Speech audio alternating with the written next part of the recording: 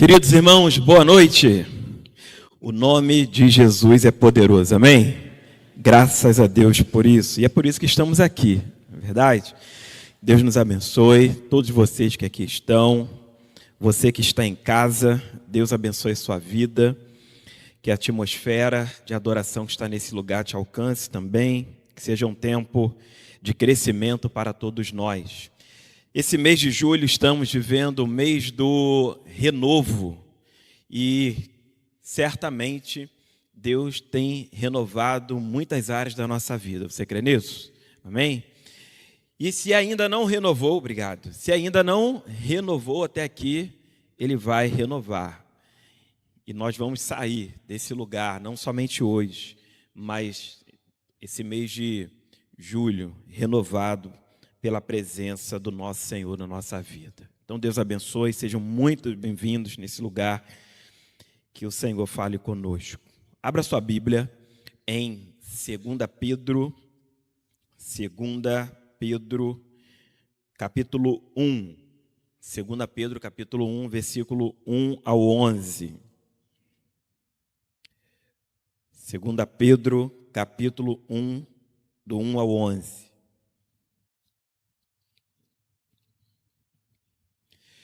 Assim diz a palavra do Senhor. Simão Pedro, servo e apóstolo de Jesus Cristo. Aqueles que, mediante a justiça de nosso Deus e Salvador Jesus Cristo, receberam conosco uma fé igualmente valiosa. Graça e paz lhes sejam multiplicadas, pelo pleno conhecimento de Deus e de Jesus Cristo, o nosso Senhor. Seu divino poder nos deu tudo de que necessitamos para a vida e para a piedade, por meio do pleno conhecimento daquele que nos chamou para a sua própria glória e virtude. Dessa maneira, Ele nos deu as suas grandiosas e preciosas promessas, para que por elas vocês se tornassem participantes da natureza divina e fugissem da corrupção que há no mundo causada pela cobiça. Por isso mesmo, empenhem-se para acrescentar à sua fé a virtude o conhecimento, e ao conhecimento o domínio próprio, ao domínio próprio a perseverança, a piedade, a fraternidade, e a fraternidade o amor. Porque se essas qualidades existirem e estiverem crescendo em sua vida, elas impedirão que vocês, no pleno conhecimento de nosso Senhor Jesus Cristo, sejam inoperantes e improdutivos. Todavia, se alguém não as tem, está cego, só vê o que está perto, esquecendo-se da purificação dos seus antigos pecados. Portanto, irmãos, empenhem-se ainda mais para consolidar o chamado e a eleição de vocês, pois se agirem dessa forma, jamais tropeçarão, e assim vocês estarão ricamente providos quando entrarem no reino eterno de nosso Senhor e Salvador Jesus Cristo. A Ti toda a honra, nosso Deus e nosso Pai. Nós nos submetemos à grandeza e ao poder da Tua palavra. Que ela seja a única fonte, que ela seja suprema e suficiente para todos nós. Pedimos a Tua orientação, pedimos o Seu discernimento e a Tua sabedoria. E pedimos que o Senhor renove as nossas forças, que o Senhor renove os nossos relacionamentos, que o Senhor renove a sua graça, que o Senhor renove a sua piedade em nossas vidas. Suplicamos pelo Senhor, hoje e sempre, no nome de Jesus. Amém. Queridos irmãos, estamos vivendo um tempo de exaustão, de cansaço da alma. Correria, preocupações, por vezes superficialidades espirituais têm nos roubado a preciosidade da grandeza da presença de Deus. Não muito diferente de outros segmentos, inclusive religiosos. Muitos de nós estamos abatidos, cansados e até mesmo sobrecarregados.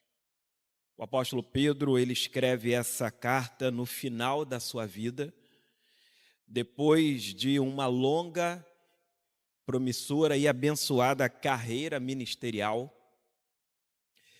Ele já começa a enxergar o fim da sua vida, e ele escreve uma carta que é a chamada carta universal, ou seja, não tinha uma especificação como o apóstolo Paulo escreveu a Efésios, Filemão, mas ele escreve uma carta geral para abençoar a vida dos crentes, para abençoar a igreja, para abençoar os servos de Deus.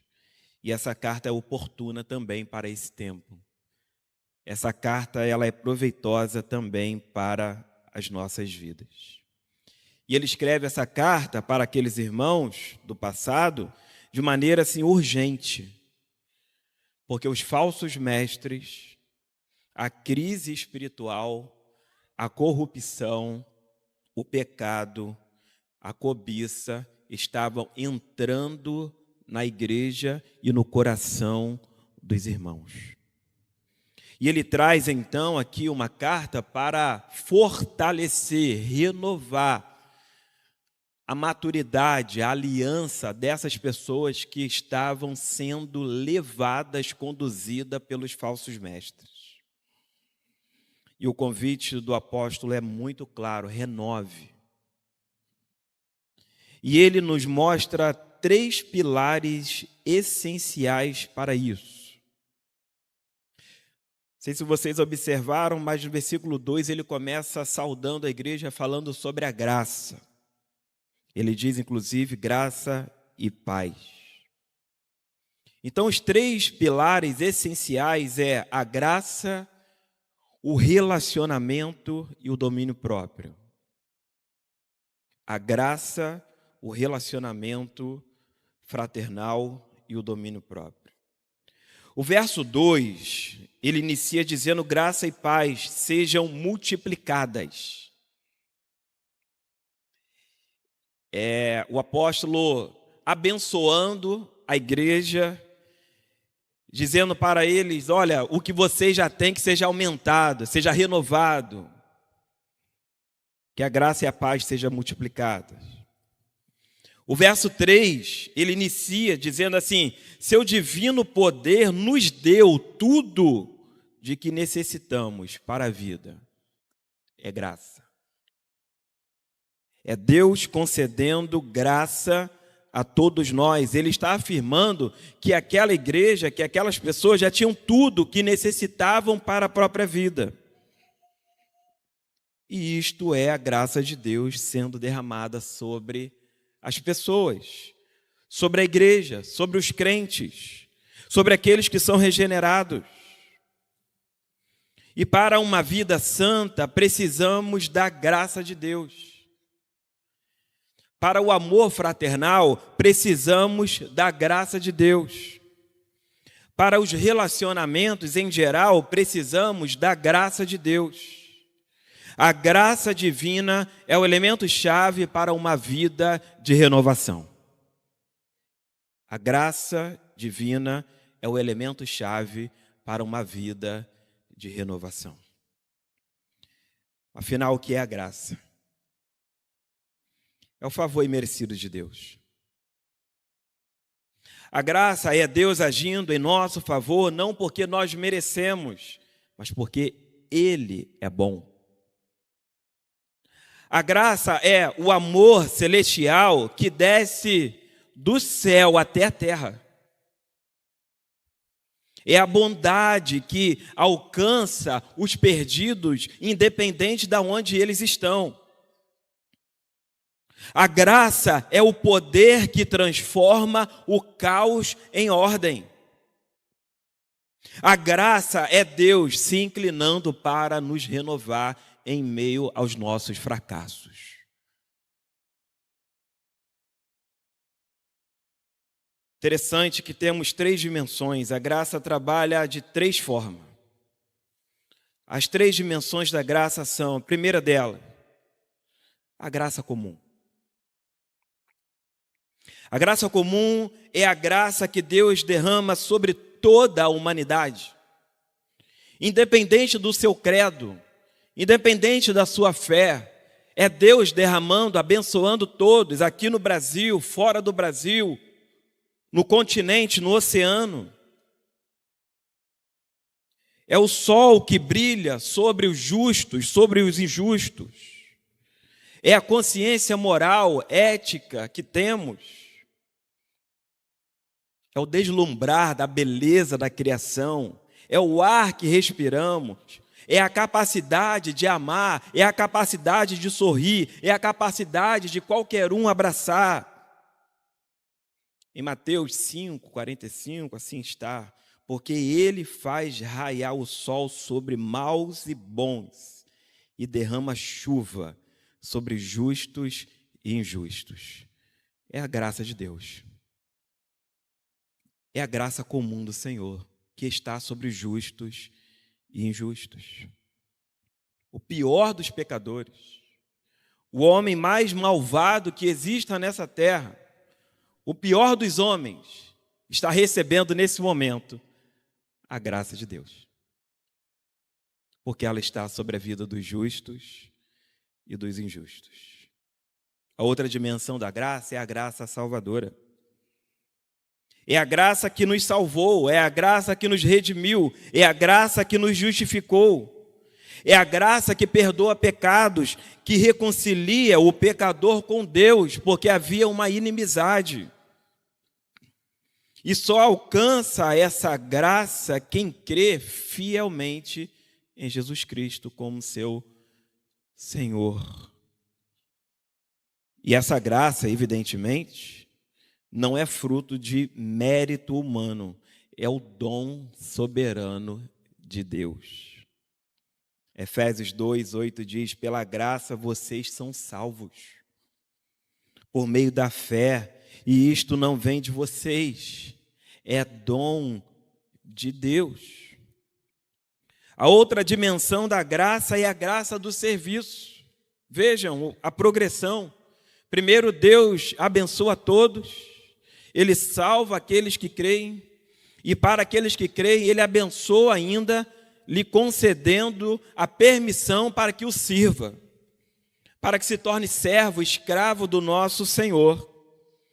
E a graça de serviço é a graça que capacita o crente a viver a vida cristã e a exercer seu ministério. É o poder de Deus em ação através de nós. Essa é a graça do serviço. É a unção. São os dons espirituais que Ele compartilha com a igreja, com o membro do corpo de Cristo. A graça do serviço, ela é concedida por meio da fé, mas também da perseverança e também da esperança. 1 Pedro capítulo 4, verso 10 diz: cada um exerça o dom que recebeu para servir os outros, administrando fielmente a graça de Deus nas suas múltiplas formas. Esse é o poder da graça. Não é somente a salvação, mas é um Deus que confia na gente e ainda nos dá as habilidades necessárias para servi-lo. Então, como cristãos, entendemos que fomos aceitos por Cristo no ato da conversão. Agora podemos dizer que somos livres da pena do pecado. E por causa da graça, não precisamos mais carregar a culpa do pecado, pois somos livres. Mas a graça não parou na conversão. Ela pode ser desfrutada diariamente e abundantemente quando me lembro que ainda sou pecador e ainda preciso da graça para vencer a guerra contra o pecado. Nós vivemos por meio da graça de Deus. E graças a Deus por isso. É tanto amor que o que transborda é graça. Viver e desfrutar da graça é algo que podemos fazer todos os dias durante a nossa vida, pois sempre devemos lembrar que Ele nos ama incondicionalmente. Logo, a graça é a demonstração que alguém me ama. E diante desse amor, a única resposta possível é amar cada um dos nossos irmãos e a cada dia buscar a renovação nos nossos relacionamentos. A complexidade do amor de Deus, da graça de Deus, não é somente para a gente entendê-la. Não é uma fé intelectual que praticamos. É uma fé prática. É uma fé existencial. E essa fé que foi derramada na nossa vida por meio da graça de Deus, ela precisa alcançar outras pessoas, ela precisa renovar corações que estão desfalecidos. E talvez aqui na nossa comunidade de fé tenha pessoas que estejam tão abatidas, que estejam tão tristes, que estejam sofrendo tanto, que precisa da graça que está na sua vida. E você pode usar isso que você tem para renovar a fé, a esperança e o amor de outras pessoas. A graça que está sobre a nossa vida não é uma exclusividade de Deus para mim e para você, mas ela é para o nosso convívio diário. Ela é para o nosso relacionamento diário. O apóstolo Pedro, ele repetiu aqui algumas vezes a palavra piedade. Versículo 3, por exemplo, ele disse: seu divino poder nos deu tudo de que necessitamos para a vida e para a piedade. Quando chega lá no versículo 6, no final, ele diz assim: a perseverança, a piedade. Ele inicia o versículo 7 dizendo: a piedade, a fraternidade. Ele repete essa palavra algumas vezes. Eu digo aos irmãos que a piedade é o fruto da graça de Deus. Só é piedoso quem recebeu graça. O piedoso é aquele que considera Deus em tudo. Estamos, na verdade, eu ia falar estou, mas estamos em uma empreitada com algumas pessoas da leitura de um livro sobre a piedade. E como tem sido abençoador. E um dos irmãos recentemente falou: eu pensava que a piedade tinha a ver com a outra pessoa, quando na verdade a piedade tem a ver com Deus. Ou seja, eu recebo a graça de Deus e me torno piedoso para o próximo, porque eu penso em Deus em tudo, em todas as circunstâncias. Inclusive quando somos confrontados, inclusive quando um dos nossos, ou até mesmo daqueles de fora, nos tentam. Precisamos entender que a piedade, ela é o fruto da graça de Deus. Piedoso é aquele que em todas as situações da sua vida ele pensa em Deus, a fim de que o nome de Deus seja glorificado e muitas outras pessoas sejam abençoadas e edificadas. Interessante que a ideia da passagem que lemos é: Deus, por seu divino poder, já nos concedeu tudo o que necessitamos para a vida e piedade em Cristo. Portanto, devemos responder com empenho no crescimento espiritual, acrescentando virtude à fé, para que a nossa vocação seja confirmada e nossa entrada no reino eterno seja garantida. Essa é a ideia principal do texto que lemos. É Deus, pelo seu divino poder, derramando a piedade dele como fruto da graça nas nossas vidas.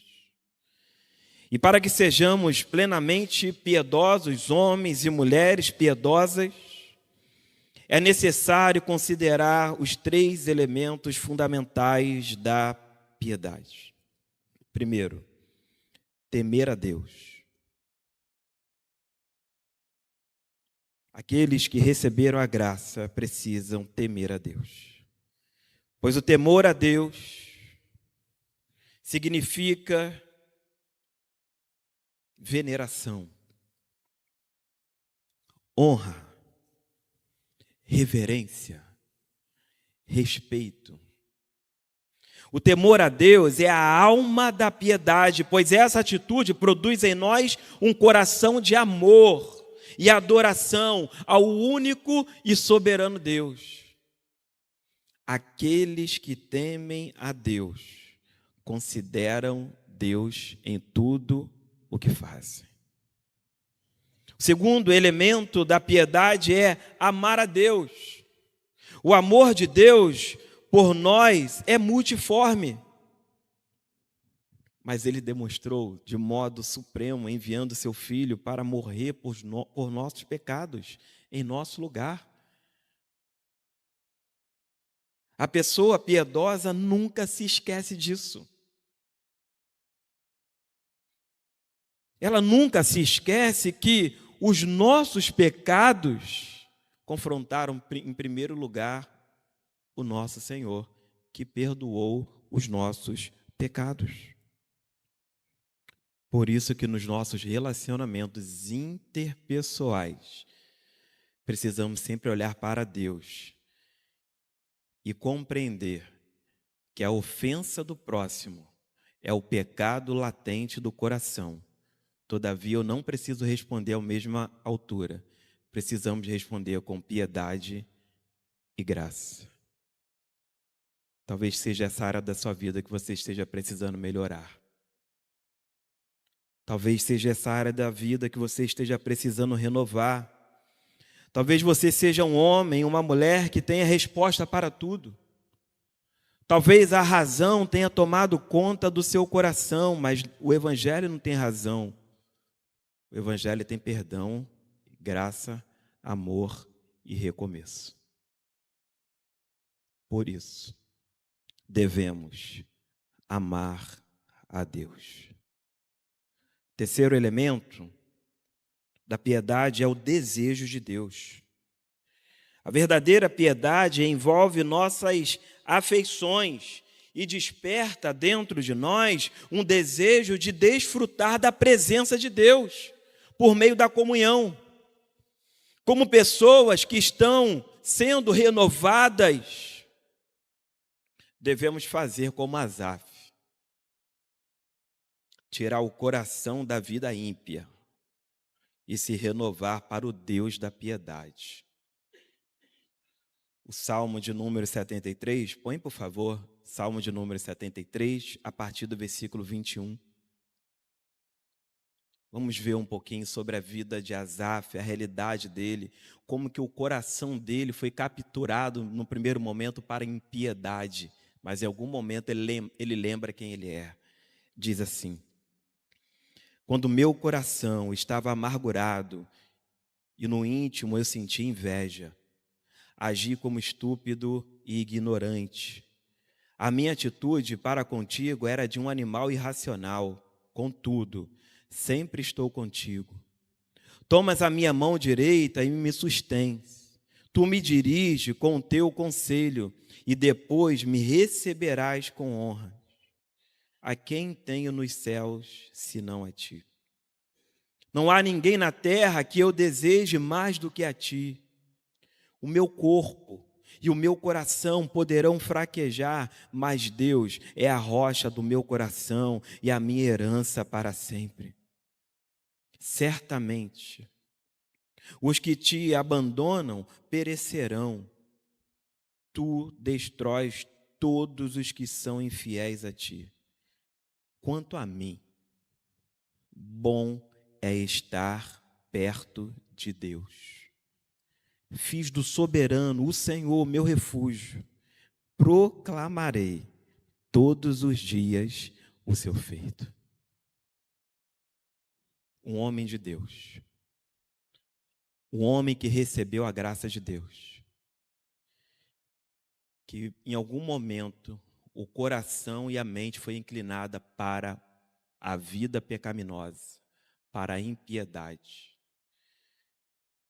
Mas ele foi renovado. Ele entendeu.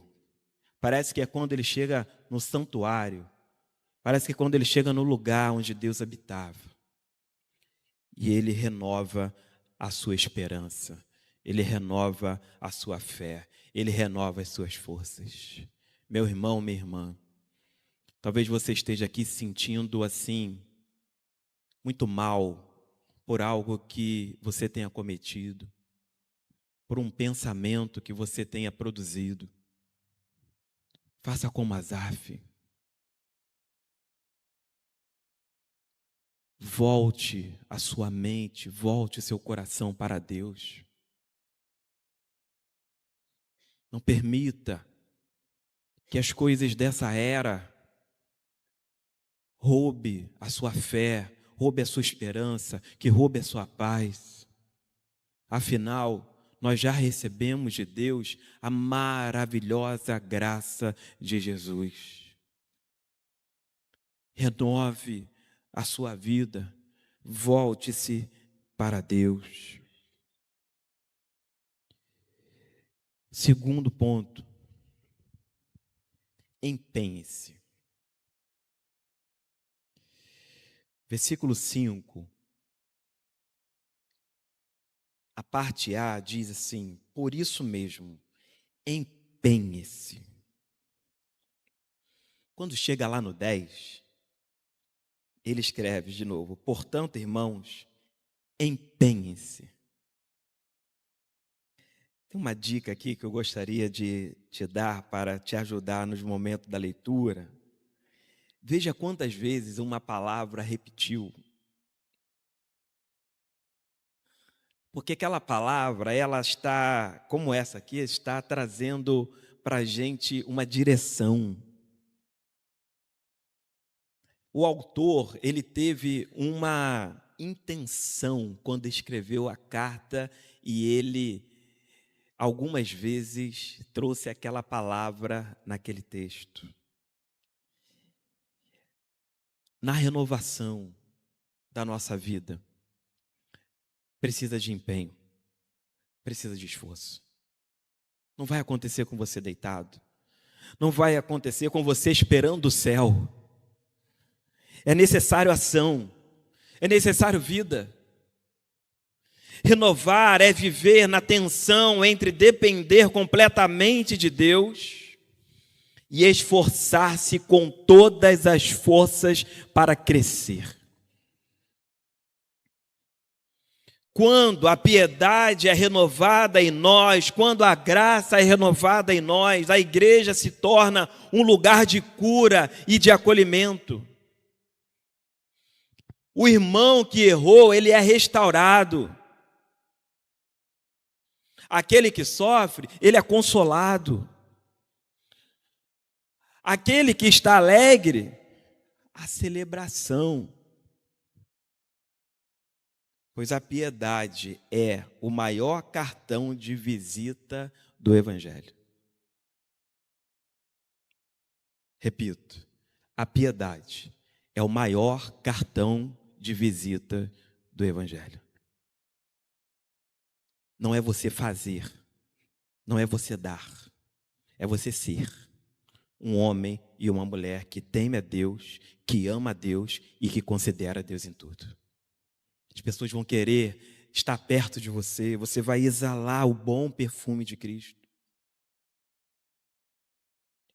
João 13:35 diz: nisto conhecerão que vocês são os meus discípulos, se tiver amor uns aos outros.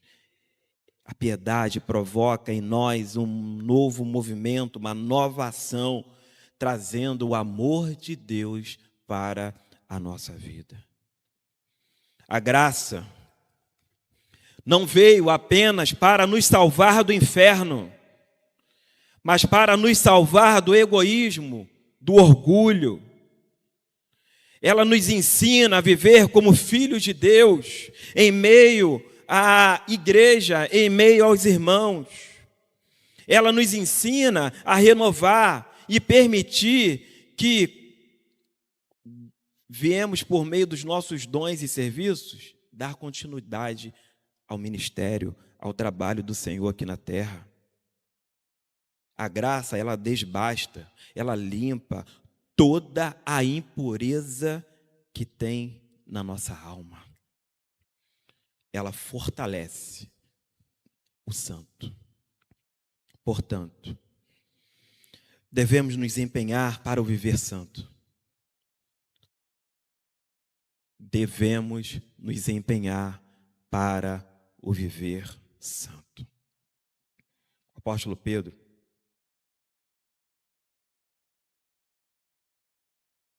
preocupado com aquela igreja, versículo 4, ele diz assim: dessa maneira, ele nos deu as suas grandiosas e preciosas promessas, para que por elas vocês se tornassem participantes da natureza divina.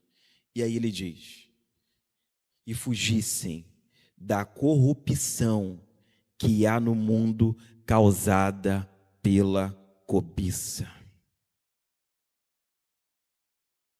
Paulo está tratando o pecado daquela igreja. Corrupção e cobiça. Mas ele entende que a graça é suficiente para renovar o coração daqueles que estão em pecado. Devemos sim fugir. Devemos nos afastar da corrupção. A corrupção, ela corrói. Certamente, quando aqui estamos falando de corrupção, você levou para a esfera, talvez, governamental. A corrupção é como um ferro novo, que estando disponíveis para a ação das intempéries, do sol, da chuva, do vento, ela enferruja aos poucos. É assim que o pecado faz na nossa vida. Vai corroendo aos poucos. Quando vamos ver, estamos tomados plenamente pela ferrugem, pelo pecado da nossa alma. Renove a sua vida. Permita que a graça de Deus te limpe e te desbaste de uma vez por todas. Dentre muitas qualidades, qualificações que ele traz, destaco aqui o domínio próprio. O domínio próprio é um muro. Ele é um muro de defesa do crente contra os desejos pecaminosos que guerreiam a nossa alma. Uma vez que estamos em Cristo, o Espírito Santo passou a ser o Deus que governa a nossa alma. É Ele quem vai nos ajudar a sermos equilibrados e contidos dos nossos maus pensamentos e também dos nossos maus comportamentos. Por isso, diariamente, precisamos ser renovados. Ou seja, lembrar da obra de Cristo por mim e não nos basear, e não me basear na cultura social que estamos vivendo. Através do domínio próprio, honre a Deus. Leve ao cativo, por meio do domínio próprio, todo pensamento mau. Refreie as emoções e rompa com o eu, pois somos frutos da graciosa obra de Jesus. Ainda que esse seja um fruto do Espírito na nossa vida, que de fato é para aqueles que estão em Cristo, precisamos nos esforçar para que esse fruto seja evidente e produza outros frutos saborosos na vida dos nossos irmãos. Interessante que o apóstolo, no final, versículo 7, ele vai dizer que a piedade, a fraternidade. E o que é essa fraternidade? A fraternidade é um campo de provas e crescimento. A fraternidade é onde aprendemos a perdoar. A fraternidade é onde aprendemos a suportar uns aos outros em amor. A fraternidade é onde a gente aprende a amar uns aos outros. A fraternidade é onde a gente aprende a servir uns aos outros. A fraternidade é a mutualidade cristã. Nunca sou eu, mas sempre será uns aos outros. O amor fraternal é a evidência externa da piedade e da graça de Deus na nossa vida. Ela é obtida por meio da fé. E, se possível, essa fé for apenas intelectual, dificilmente conseguiremos colocá-la em prática. Afinal, fraternidade é relacionamento. E uma vez que recebemos a maravilhosa graça de Deus, precisamos ter os nossos relacionamentos equilibrados e aperfeiçoados dia após dia pela graça que foi concedida por meio do sangue de Jesus Cristo na cruz. Porque o sangue de Jesus não foi somente para nos salvar, mas também para nos unir. E a palavra vai dizer que é o amor, o elo perfeito. O amor, ele é capaz de anexar, de juntar os membros que em algum momento estavam soltos, mas agora em Cristo foram unidos para a glória de Deus. Você é membro desse corpo. E talvez você esteja como um dos membros nossos, vez ou outra, doente, machucado.